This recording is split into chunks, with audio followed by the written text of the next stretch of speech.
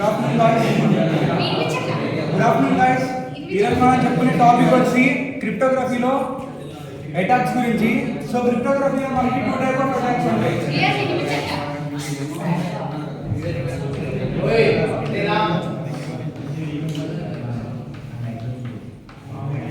Passive attack, second వచ్చి active attack.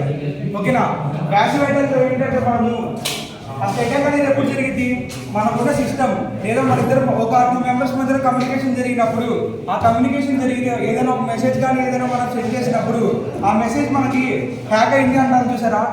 Hack అవ్వడం అంటే మనం పంపించిన మెసేజ్ వేరే వాళ్ళకి తెలిసిపోవడము. అది ఎలా తెలిసిద్ది, మనము ఏదైతే అప్లికేషన్ యూజ్ చేసామో ఆ అప్లికేషన్లో ఎన్స్క్రిప్షన్ అనేది లేనప్పుడు, సెక్యూరిటీ లేనప్పుడు మన సిస్టమ్ అనేది ఈజీగా హ్యాక్ అయిపోయింది. అప్పుడు మనం ఎప్పుడైతే ఏదైతే మెసేజ్ పంపించామో ఆ మెసేజ్ హ్యాకర్ అనేవాడు ఈజీగా చదవడానికి వారికి అవైలబుల్ ఉండింది. సో దీనికి 2 టైప్ ఆఫ్ అటాక్స్ ఉంటాయి.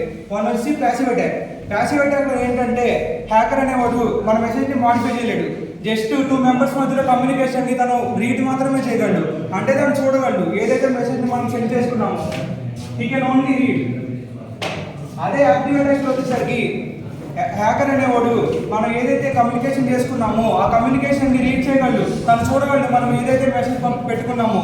అలాగే దాన్ని మాడిఫై చేసుకోవచ్చు, దాని మెసేజ్ని చేంజ్ చేయొచ్చు లేదా ఆ మెసేజ్ని వేరే వాళ్ళకి సెండ్ చేసుకోవచ్చు. అదంతా తన చేతిలో ఉండేది. అంటే మన సిస్టమ్ అంతా ఇంకా తన చేతిలో ఉన్నట్టు. He can read and right.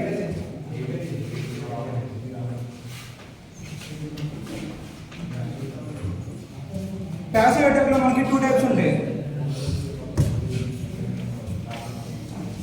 First one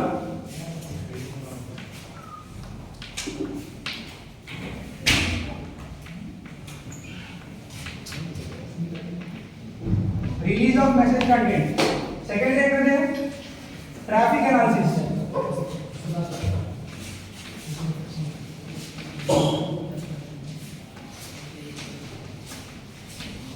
first one వచ్చి release of message content, second వచ్చేసి ట్రాఫిక్ అనాలిసిస్. ఓకేనా? సపోజ్ ఏ అనే యూజర్ తీసుకున్నాను నేను, బి అనే యూజర్కి ఒక మెసేజ్ సెండ్ చేశాడు. హలో రా అని ఒక మెసేజ్ సెండ్ చేశాడు. సో వీళ్ళిద్దరు మధ్యలో కమ్యూనికేషన్ ఎలా జరిగింది, ఏదైనా ఒక ప్లాట్ఫామ్ కావాలి, అయితే ఫేస్బుక్, వాట్సాప్, మన ఇష్టం. ఇంకా ఏదైతే మెసేజ్ సెండ్ చేసుకోవడానికి యూజ్ ఉంటుందో అదే అప్లికేషన్ అయినా అవ్వచ్చు. అప్లికేషన్ అనేది మనకి ఎప్పుడైనా వితౌట్ ఇంటర్నెట్ యూజ్ చేయగలమా? యూజ్ చేయలేము. మనకి ఇంటర్నెట్ కావాలి, అయితే అది వైఫై అవ్వచ్చు, రూటర్ అవ్వచ్చు, ఏదైనా సరే.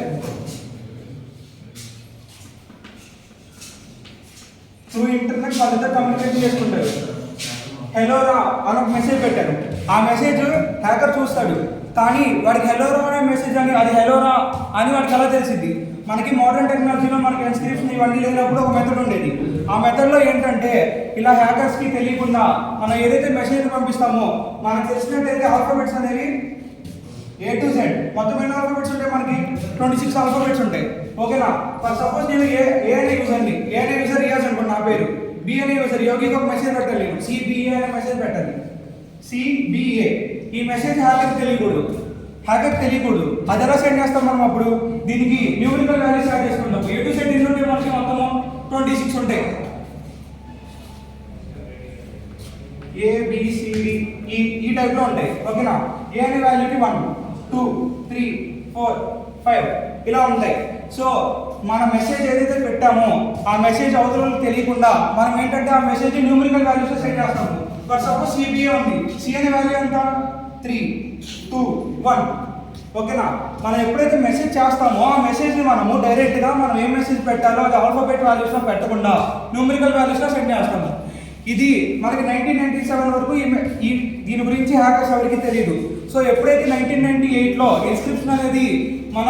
ఇన్స్క్రిప్షన్ అనే ఒక టెక్నాలజీని మనం డెవలప్ చేయలేదో ఇంకా అప్పుడు ఏంటంటే హ్యాకర్స్ అనే వాళ్ళు మాడిఫై చేసుకోవడానికి ఈజీగా ఉండేది. సో వాళ్ళకు కూడా ఈ టెక్నిక్ తెలిసిపోయింది. ఎప్పుడు 1998లో వాళ్ళు అప్పుడు ఏం చేశారంటే ఆల్ఫాబెట్స్లో ఉన్న వాల్యూస్ని న్యూమరికల్ వాల్యూస్లో కన్వర్ట్ చేసుకొని ఆ మెసేజ్ని చూసి మనం ఏదైతే మెసేజ్ సెండ్ చేసామో ఆ మెసేజ్ చూసి ఈజీగా చదివేసేవాళ్ళు వాళ్ళు. అప్పుడు ఏ అనే యూజర్కి బి అనే యూజర్ ఏం సెండ్ చేశాడో ఆ సెండ్ చేసిన వాల్యూ తెలిసిపోయేది. అందుకే మనం దీన్ని రిలీజ్ ఆఫ్ మెసేజ్ కంటెంట్ అంటాం. ఓకేనా? సెకండ్ టైప్ వచ్చి ట్రాఫిక్ అనాలిసిస్. ట్రాఫిక్ అనాలిసిస్లో ఏంటంటే ఇది మోడర్న్ టెక్నాలజీ. ఇప్పుడు మీరు వాట్సాప్ ఓపెన్ చేస్తే వాట్సాప్లో మనకి మన ప్రొఫైల్ మీద నొక్కగానే ఎవరైతే మనం చాట్ చేస్తున్నామో వాళ్ళ ప్రొఫైల్ మీద నొక్కగానే మనకు అక్కడ ఇన్స్క్రిప్షన్ ఉంటుంది. వెరిఫై యువర్ ఇన్స్క్రిప్షన్ అని.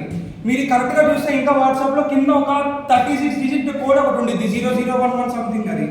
ఆ కోడ్ ఏంటంటే అది మీ ఇద్దరికి మధ్యలో ఇన్స్క్రిప్షన్. ఎవరిదైతే మీరు చార్జ్ చేస్తున్నారో ఆ చార్జ్ చేసే పర్సన్తో ఇన్స్క్రిప్షన్. ఆ నెంబర్ యూనిక్ నెంబర్, మీ ఇద్దరికి తప్ప ఎవరి దగ్గర ఉండదు. ఆ నెంబర్ ఎప్పుడైతే హ్యాకర్కి తెలిసిందో, ఆ ఐడి పాస్వర్డ్ లేదా లాగిన్ ఐడి పాస్వర్డ్ ఎప్పుడైతే తెలిసిందో అప్పుడు చూడగలడు. అప్పుడు తప్ప ఆ యూజర్, ఆ హ్యాకర్ అనేవాడు మీ ఇద్దరు చాట్ని చూడలేడు డ్యూ టు ఇన్స్క్రిప్షన్. అయితే ఎప్పుడైతే ఇన్స్క్రిప్షన్ వచ్చిందో వాడు మన మెసేజ్ని చదవలేడు. కానీ he can do one thing. ఏంటి అంటే ఇప్పుడు సపోజ్ మీరు సేమ్ ఇదే మెసేజ్ పెట్టారు, ఈ మెసేజ్ ఏంటో వాడు చూడలేడు. కానీ వాడు చేయగలిగింది ఏంటంటే దీని లెంత్ ఎంతో తెలిసింది వాడికి. ఇక్కడ ఎంత ఉంది? 1 2 3 4 5 6 7 లెటర్స్ ఉన్నాయి దీంట్లో. సో 7 లెటర్స్, దీని లెంత్ ఎంత? 7. ఓకేనా? ఇప్పుడు ఇంకో ఇమేజ్ పంపించారు మీరు మీ ఫ్రెండ్కి, ఇదొక 8 MB మెసేజ్. ఇన్స్క్రిప్షన్ వల్ల హ్యాకర్ అనేవాడు ఏంటంటే మీరు ఏ మెసేజ్ పెట్టారో లేదా ఏ ఫోటో పెట్టారో చూడలేడు. కానీ తను చేయగలిగింది ఏంటంటే ఆ మెసేజ్ లెంత్ ఎంత, ఆ మెసేజ్ లెంత్ ఎంత తెలుసుకోవచ్చు ఇన్స్క్రిప్షన్ వల్ల. ఎప్పుడైతే ఏ అనేవాడు పంపించాడో ఇంటర్నెట్ ద్వారా రూటర్ దగ్గర వాడు ఏం చేయగలడంటే ఈ రూటర్ దగ్గర ఉన్న లెంత్ ఎప్పుడైతే మెసేజ్ షేర్ చేశాక ఆ లెంత్ ఎంతో కనుక్కోవచ్చు. ఆ లెంత్ ఎంత, నెక్స్ట్ అది ఎంబీ ఫోటో ఏమైనా పంపిస్తే ఆ ఫోటోకు ఉన్న డేటా ఎంత యూజ్ అయింది, అది ఎంత ఎంబీ యూజ్ అయింది, లేదా వీడియో పెడితే ఎంత ఎంబీ యూజ్ అయింది, ఇది మాత్రమే చేయగలడు డ్యూ టు ఇన్స్క్రిప్షన్. ఇన్స్క్రిప్షన్ రాకపోతే ఏంటంటే న్యూమరికల్ వాల్యూస్ చూసుకొని వాడు ఈజీగా మన డేటాని చదవగలడు.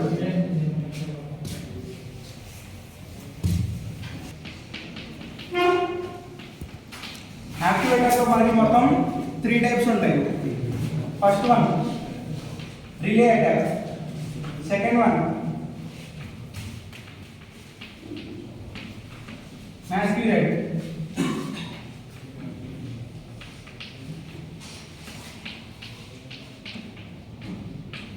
చూడదాన్ని మనం మ్యానింగ్ అని కూడా అనుకోవచ్చు. First easy. ఫస్ట్ అటాక్ ఏంటంటే జస్ట్ ఇంత డెఫినేషన్ చెప్పినప్పుడు యాక్టివ్ అటాక్ డెఫినేషన్ ఏం చెప్పా, హ్యాకర్ అనేవాడు మన ఏదైతే మనం మెసేజ్ పంపించామో ఏ యూజర్ నుంచి బి అనే యూజర్కి త్రూ ఇంటర్నెట్ ద్వారా మనం ఏదైతే మెసేజ్ పంపించామో ఆ మెసేజ్ని తను చదవగలడు, అలాగే మాడిఫై చేసుకోగలడు. ఫర్ సపోజ్ హ్యాకర్ అంటే థర్డ్ యూజర్ సి అనే యూజర్ హ్యాకర్ అనుకున్నాం మనం. ఈ హ్యాకర్ ఏం చేయగలడు అంటే డైరెక్ట్గా ఎప్పుడైతే మెసేజ్ వచ్చినప్పుడు ఇన్స్క్రిప్షన్ లేని అకౌంట్, ఇన్స్క్రిప్షన్ ఏదైతే అకౌంట్ ఉండదో ఆ అకౌంట్ ఉన్నప్పుడు న్యూమరికల్ వాల్యూస్ నుంచి ఆల్ఫాబెట్స్ వాల్యూస్కి మార్చుకొని తిను ఏదైతే డేటా ఇంటర్నెట్ ద్వారా కన్వర్ట్ అవుతుందో ఆ ఇంటర్నెట్ ఉన్న డేటాని తను చదివేసి, ఓకేనా, చదివాక తను ఏం చేయగలడు అంటే బీకి వెళ్ళిన డేటాని ఇక్కడ వరకు ఇక్కడ దగ్గర ఆపేస్తాడు. తిను సి అనే యూజర్ ఇక్కడ వరకు ఆపేసి ఆ డేటాని ఇప్పుడు హెలో రా ఉన్న మెసేజ్ని అక్కడ తీసి వాడు ఏదైనా పెట్టచ్చు, సంథింగ్ ఐఎమ్ కమింగ్ అని ఏదైనా తన మెసేజ్ని మోడిఫై చేసి ఆ మోడిఫై చేసిన డేటాని బీకి షేర్ చేస్తాడు. దీన్ని మనం రిలే అటాక్ అంటాము. నెక్స్ట్ ఇది మ్యాస్క్యులేట్ అంటే ఏంటంటే ఏ యూజర్కి పర్టికులర్గా ఒక యూజర్ నేమ్ ఐడి పాస్వర్డ్ ఉంటుంది, అందరికీ ఉంటుంది మనకు తెలిసి. ఇప్పుడు ఇన్స్టాగ్రామ్ ఓపెన్ చేసినప్పుడు అందరికి యూజర్ నేమ్ ఐడి పాస్వర్డ్ ఉంటుంది కదా. ఐడి పాస్వర్డ్ సి అనేవాడు ఏం చేస్తాడంటే హ్యాక్ చేస్తాడు, ఐడి పాస్వర్డ్ తెలుసుకుంటాడు.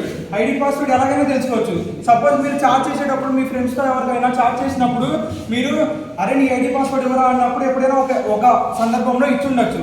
ఆ టైంలో ఆ మెసేజ్ని చూసి మీ ఐడి పాస్వర్డ్ ఎప్పుడైతే సి అనే పర్సన్కి తెలిసిందో తను ఏం చేస్తాడంటే లాగిన్ చేస్తాడు మీ అకౌంట్ని. మీ అకౌంట్ని లాగిన్ చేసినప్పుడు వేరే పర్సన్ లాగిన్ చేస్తారని ఎవరికో ఎలాగో తెలియదు మనకి. అప్పుడు ఏం చేస్తాడంటే సి అనే పర్సన్ ఏ అనే పర్సన్ పంపించిన మెసేజ్ని సి అనే పర్సన్ చూసేస్తాడు. చూసేసి తినేం చేస్తాడంటే దాన్ని మోడిఫై చేస్తాడు.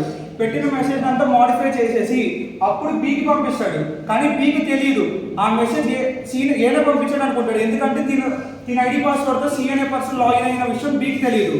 సో తినేం చేస్తాడు అంటే బి అనే పర్సన్ నాకు డైరెక్ట్గా ఏ అనే పర్సనే పంపించాడు, సో ఐ కెన్ కమ్యూనికేట్ అంటే తన ఫ్రెండే పంపించాడు అనుకొని ఆ పర్సన్తో కమ్యూనికేట్ చేస్తూ ఉంటాడు.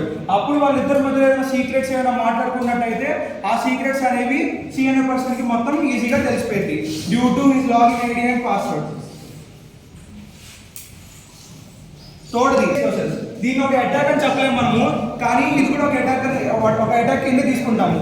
సో దీంట్లో ఏంటంటే ఇచ్చిన డేటాను మనం ఏమీ తీసుకోము, జస్ట్ ఏంటంటే ఏదైనా పర్సన్ ఫర్ సపోజ్ ఏదైనా పర్సన్ ఒక వెబ్సైట్ని ఓపెన్ చేద్దాం అనుకుంటున్నాడు, లేదా లైక్ చాట్ జీపీటీ ఓపెన్ చేద్దాం అనుకున్నాడు. అది ఒక వెబ్సైట్ సర్వర్. చాట్ జీపీటీ అనేది ఒక వెబ్సైట్ సర్వర్. ఆ సర్వర్ ఓపెన్ చేసినప్పుడు ఏమైంది అంటే సో తనకంటూ ఒక డిస్టర్బెన్స్ క్రియేట్ చేయడానికి సిఎన్ఈ యూజర్ ఏం చేస్తాడు అంటే సిఎన్ఈ యూజర్ ఏదైతే వెబ్సైట్ ఓపెన్ చేద్దాం అనుకుంటాడో లేదా ఏదైతే సర్వర్ కి తను రిసోర్సెస్ కావాలి అనుకుంటున్నాడో, లైక్ ఇప్పుడు తిను ఒక హ్యాకర్ అనుకోండి, ఏదైనా person like just normal hacker, తినకు మనకి కొన్ని ప్రోటోకాల్స్ కీస్ ఉంటాయి, ఆ కీస్ గురించి తెలుసుకోవడానికి చాట్ జీపీటీ యూజ్ చేస్తాడు ఆ మెసేజ్ కోసం. ఆ చాట్ జీపీటీ యూజ్ చేస్తుంటే సిఏ పర్సన్ ఏంటంటే మధ్యలో ఇంటర్ఫీర్ అవుతాడు, తను అసలు ఓపెన్ చేయనివ్వలేడు. సపోజ్ మీరు ఏదైనా పోర్టల్ కానీ ఏదైనా ఓపెన్ చేసినప్పుడు మన క్లాస్లో సపోజ్ ఒక 108 మెంబర్స్ ఉన్నాము, మన వాళ్ళందరూ ఒకేసారి సర్వర్ ఓపెన్ చేస్తే ఏమైంది, సర్వర్ జామ్ అయితే మనం ఓపెన్ చేయలేము. అలాగే మనకి ఆ డేటాను తెలుసుకోకుండా ఇంటర్ఫీర్ చేయడానికి సిఎంఏ పర్సన్ ఏం చేస్తాడు అంటే ఈ చాట్ జీపీటీ అనే సర్వర్ కి డైరెక్ట్ గా మెసేజెస్ పెడుతూ ఉంటాడు. ఒక దీని దగ్గర హ్యాకర్ కదా తను, కనీసం ఒక 50+ మెసేజ్ ఉన్నా చాలు, 50+ ఉన్నాయి అనుకోండి యూజర్ ఐడీస్ తన దగ్గర, తను ఏం చేస్తాడంటే దీనికి ఈ సర్వర్ కి మెసేజ్ చేస్తూనే ఉంటాడు. అప్పుడు దానివల్ల ఏమైందంటే ఆ సర్వర్ జామ్ అవ్వడం వల్ల ఏదైనా యూజర్ దీనికి కావాల్సిన రిసోర్సెస్ దీని దగ్గర నుంచి పొందలేడు. దీన్ని మనము డిలే ఇన్ రిసోర్సెస్ అంటాం. ఇది ఒక అటాక్ అని చెప్పలేము, కానీ ఇది కూడా ఒక అటాక్ కింద తీసుకుంటాం మనం. ఓకేనా? Thank you.